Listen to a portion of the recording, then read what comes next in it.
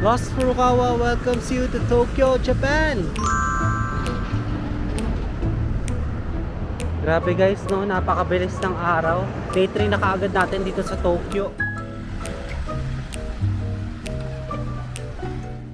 Cup noodles, meron din. Yan, maraming variety guys yung cup noodles nila. Ito, mga chocolates dito. Ito, ano to? Egg salad. Ulam lang. Mga ulam. Ito, shabu-shabu. Yuzu dashi pork. Onigiri. Grabe, no? Sarap na itong onigiri, guys. Tuna mayonnaise yung kinain natin kahapon. Try naman natin yung ibang flavor. Seaweed sticks. Arigato.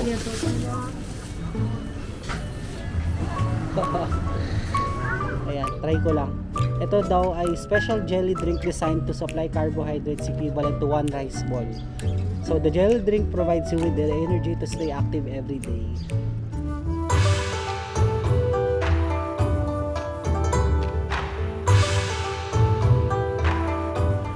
Hello everyone, this is Lost Furukawa and welcome back again to another Tokyo vlog. And for today's vlog guys ay pupunta tayo sa isa ulit na convenience store dito sa Japan, which is ang Family Mart. Try natin yung mga products nila. Also, magmumukbang ulit tayo. So baka if walang kainan ulit dito sa kanilang convenience store, baka doon ulit tayo sa may Kasugani Park. Kasuguni. Kalimutan ko guys. Kasagudani. Ano? Hindi ko alam guys, lagay ko lang dyan sa screen, nakalimutan ko talaga.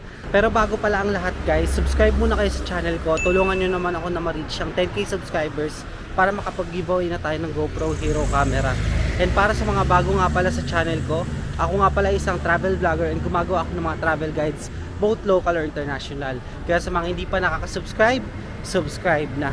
So today is our day 3 here in Tokyo, Japan, and welcome to Japan again. Good morning, Japan.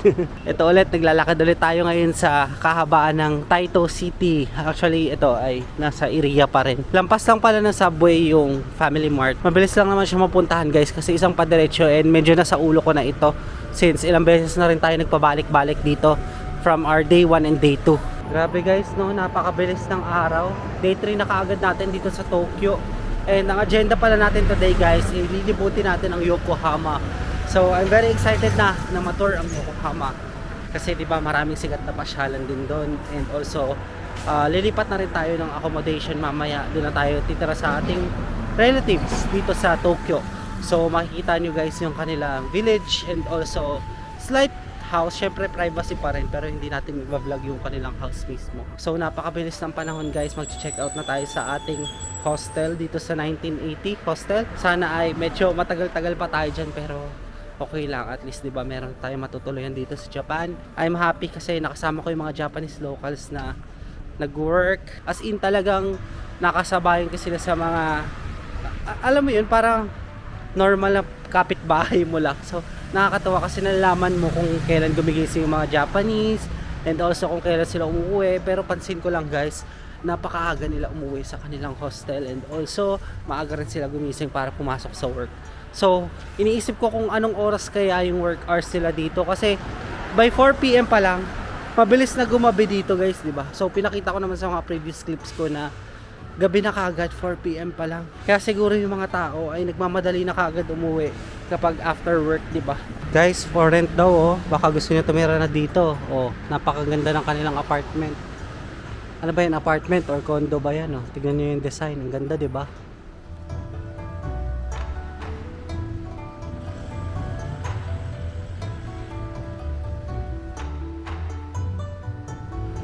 So nakikita ko na guys itong Family Mart dito sa area.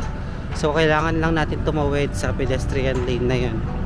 And syempre napakaraming Japanese workers ang lalakad ngayon papunta sa kanilang destination. Lost Furukawa welcomes you to Tokyo, Japan!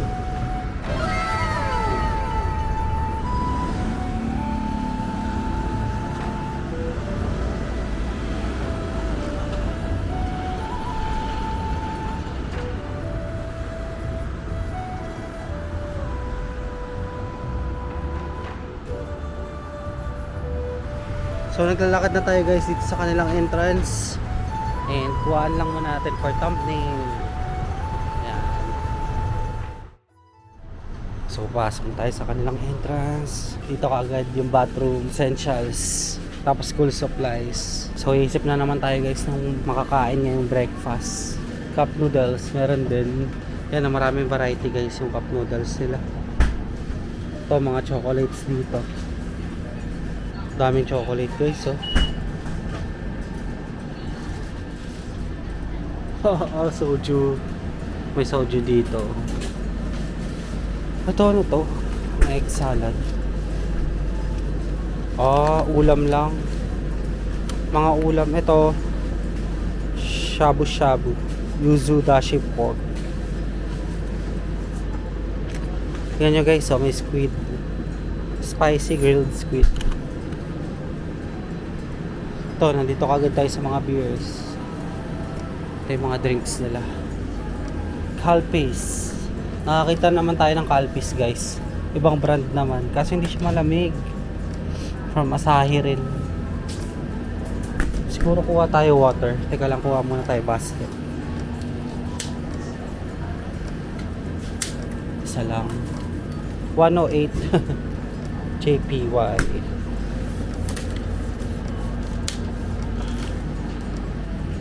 Ito, ano itong mga to? Mga coffee. Pati parang may ice na. Pang ice coffee siya guys. Ayan no. Tax included daw. Tapos dito sa baba, yung mga dessert. Ayan. So parang yung nakita din natin sa 7-Eleven kahapon. Hello, sarap. Hello, ang cute guys oh. Ito na lang. Ice cream. Try nga natin to guys, yung energy nila. Sana ba? Kita nyo ba ito? Ito ano to? Mga dried foods. Ito parang may dried pusit. Mga dried pusit ata ito. Ito ano to? Hindi ko mabasa guys. Baka familiar kayo. Ito mga gulay-gulay oh. Pang ulam siya eh. Ito meron ditong mid spicy cucumber oh. Ito ulit guys. Bread ulit, bread. Fluffy pancake. Ano to? Maple and margarine. Try nga natin ito. May mga protein bars din sila dito. Kaso sa Pinas na lang tayo kakain yan guys. Onigiri. Grabe no. Sarap na itong onigiri guys. Tuna mayonnaise yung kinain natin kahapon. Try naman natin yung ibang flavor. Seaweed. Try natin itong seaweed. Mga malalaking meal. Chicken. Ito na lang siguro kainin natin guys no. Tapos ito may ATM machine. Meron din sila dito mga SIM cards. Tama ba? May Mario. Tsaka Amazon. May coffee vending machine. Ito pala yung mga fried chicken nila. Try kayo natin itong boneless fried chicken. Tignan nyo guys oh. Kita nyo ba? Iwan mo kung masarap. Hanap pa tayo ng pwede pang mabili. Like inumin. Sagana sa dessert ang Japan guys. So tignan nyo. Pudding. Try ba natin tong pudding? 100 lang siya. Para may kakainin tayo later, no? Nakakita na naman tayo ng 400. So, kuha ulit tayo nito, guys. Sarap eh.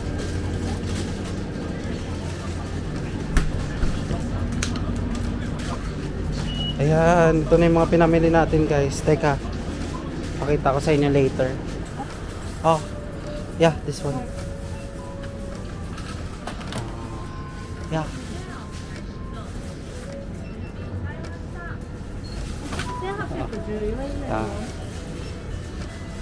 So pwede natin gamitin yung welcome suite. Okay, tinatap lang nila. Thank you. Okay. 1814 yung total. Pang breakfast ba talaga yun guys? Parang ang dami.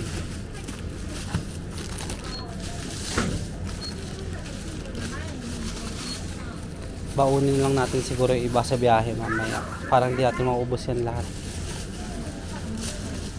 Okay. Chopsticks. Arigato. So nakabili na tayo guys dito sa Family Mart and doon na ulit tayo kakain sa park. So yun talaga yung go-to place ko. So talagang memorable sa akin yung park na yun. Baka mag picture taking talaga ako doon before ako mag-check out sa hostel. As in, yun talaga yung pinaka very first memory ko na masasabi ko na tumatak sa akin dito sa Tokyo yung park na yun. Kasi guys, doon pa lang, doon ako nagdi-dinner, doon ako nag-breakfast kahapon, and also may mga nakausap din tayo kahapon, and napakaraming memories kaagad dun sa park na yun. So ite-treasure ko talaga yung moment na yun na nakakain ako and nakapasyal sa park na yun. Tatakbuhan talaga yung mga tao dito sa Tokyo kapag alam nilang late na sila. Talagang time is the key, or anong tawag dito guys, yung kasabihan, time is gold para sa kanila. Yun talaga yung napansin ko. So buti na lang guys, pwede tayo mag-purchase ng welcome suwika, no? So parang itatap lang din nila yun and ibabawas na dun mismo sa balance. So guys, gumamit ako ng Google Translate para madali kami nagkaintindihan. Yan yung nagtatakbuhan yung mga bata. Ang dami oh, mga estudyante. So tatawid tayo sa kabila guys. So ang good morning pala guys sa Japanese is Ohayo gozaimasu. So ang Ohayo ata is hello lang, kaya yun lang sinasabi ko talaga. Baka kasi mamaya good afternoon na, tapos Ohayo gozaimasu pa rin tayo. No? Pero yun, okay din naman guys yung accent talaga ng Japan. As in parang malumanay talaga. So di ba? Talagang mahalata mo kung Japanese, Korean dito kasi magkaiba talaga sila ng accent tsaka salita. Kasi halo-halo na rin dito guys. Parang halos lahat na nakasama ko sa tourist spot kahapon, parang may mga Koreans na rin na nagtutour talaga dito sa Japan. Bihira ka lang makakita ng mga Indonesian, Malaysian, Thai, Filipino. So dito more on Koreans din talaga makikita mo. Siyempre katabing bansa lang naman nila yung South Korea. So mas malapit and mas convenient for them. Baka nga mura lang din yung pamasahe.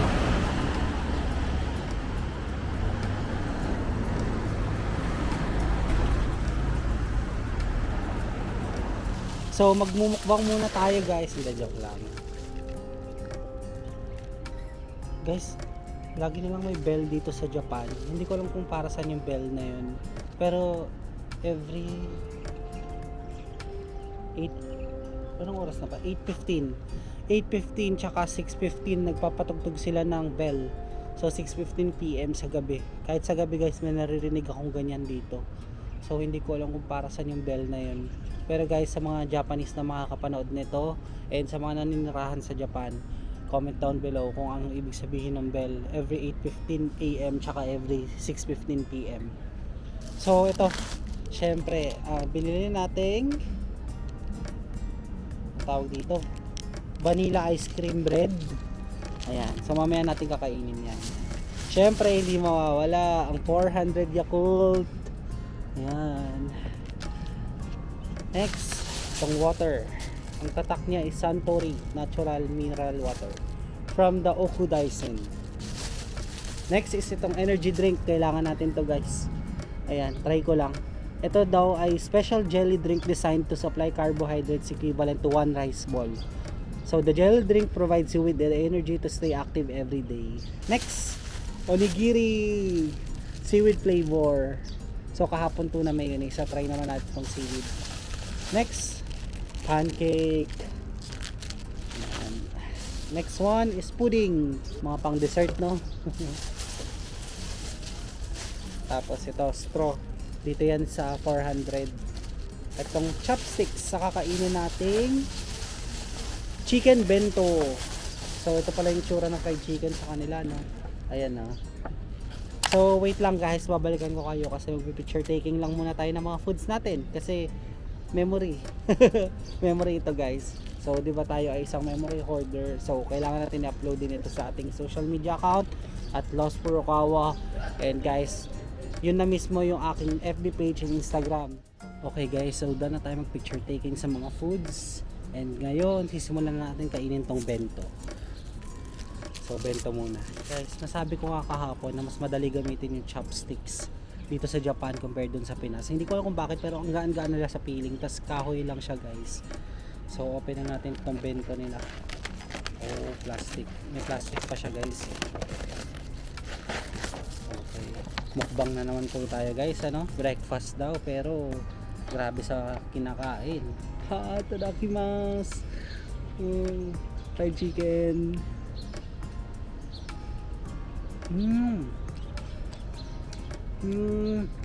Ang masasabi ko guys, hindi siya ganun kalasa compared sa Pinas. Pero I think this one is healthy kasi less oily siya compared sa piniprito natin, tsaka less asin. Hindi siya ganun kaalat, as in sakto lang yung lasa niya. Alam niyo naman guys na healthy yung kinakain ng Japanese din, so kaya siguro ganun yung timpla nila sa fried chicken. 'Di ba kanin yung inaano natin sa chopstick? Ano to? Tikman nga natin to guys. Itong maliit na to. Tingnan nyo. Ano ba yan? Lasa siyang radish. Baka radish siya, pero kulay red lang. Yung kanin nila guys, it reminds me of Tokyo Bento. Sa pala sa napansin ko dito guys, kahit mga kapitbahay natin dun sa hostel, nakakaubo tsaka nakakasipon talaga yung lamig kasi halos lahat din doon inuubo tsaka sinisipon. Baka dahil sa lamig talaga yun. So kailangan talagang baon kayo ng vitamins once na nandito kayo sa Tokyo. Tayo iinom muna Yakult 400. Ang sarap-sarap talaga niyan guys. Tusok lang natin guys yung straw. Ayan. Ano ba? Okay. Para meron tayo inumin. Meron din tayo water kasi magte-take din tayo mamaya guys ng vitamins kasi nagdala din ako ng vitamins from Philippines. So guys, before pala kayo pumunta dito sa Tokyo, dapat mag-aral na rin kayo ng chopsticks kasi kung anong kahirap doon sa Pinas gamitin yung chopstick, dito naman sa Japan napakadali lang talaga. As in, nagugulat ako sa sarili ko as a beginner sa chopsticks. Grabe, ang laki ng improvement ko dito sa Japan sa paggamit ng chopstick compared sa Pilipinas. Ang hirap talaga kasi baka metal yung gamit nila doon, and also mabigat sa kamay yung kanilang chopstick. By the way guys, yung chicken pala nila dito is boneless. Nakakatuwa. Ganda ng ano sa kanila, no? Sunrise. Ayun, no? Alam mo guys, may araw na. Actually sikat pa lang ng araw eh. Ang time na dito is 8:30 AM na eh. Let's try the seaweeds here. Oh! Hello! Laglag yung chopstick natin guys. Ano ba yan? Okay. Paano ba to? Suki na lang natin ha. Itong seaweed nila guys, sabi ko na masarap kasi alam mo yun, parang tama lang yung alat niya, and also yung tamis, parang may kinong tamisan na konti kahit pa paano, pero ayun, nagtatama yung lasa nila kaya masarap siya.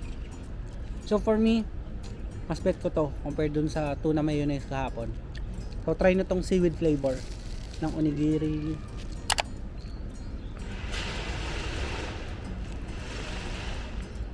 Ang hirap tong kanin. Kamain ko na lang to guys. Hirap ng kanin eh.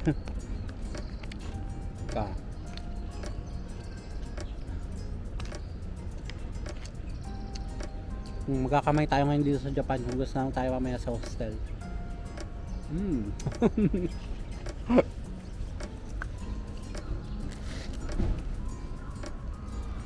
So after mat guys, naubos ko na yung onigiri tsaka yung ating fried chicken bento. And guys, ito na lang yung remaining na ubusin natin dito. Pero guys, mamaya na siguro to sa biyahe itong mga to. Hindi ko na kaya guys kasi medyo nabusog na ako dun sa onigiri tsaka sa fried chicken bento nila.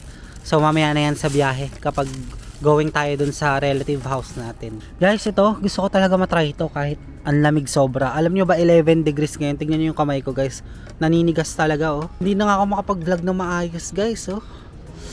Talagang namumuti siya. Alam nyo yun, parang nagiging Japanese hands na yun. Hindi, joke lang. Oo, yun. Pero ito guys, tingnan nyo, sarap talaga. Ubusin ko na rin to kaagad ngayon. Tapos ito yung water natin. So, I think dito ko muna i-end tong ating Family Mart tour and also ating Family Mart mukbang products. So guys, mamaya lang natin kakainin tong pudding, pancake, tsaka itong energy drink nila kapag nasa biyahe na tayo going to Kanagawa. So kasi yung bahay ng relative ko guys ay sa Kanagawa pa. So let's see kung ano nga ba yung itsura naman ang village nila dun sa Kanagawa. So yun lang guys, kung nagustuhan niyo tong video na to, don't forget to follow me on my Facebook page and Instagram at Lost Furukawa. And if you want to do business or sponsorship with me, you can email me at lostfurukawa19@gmail.com.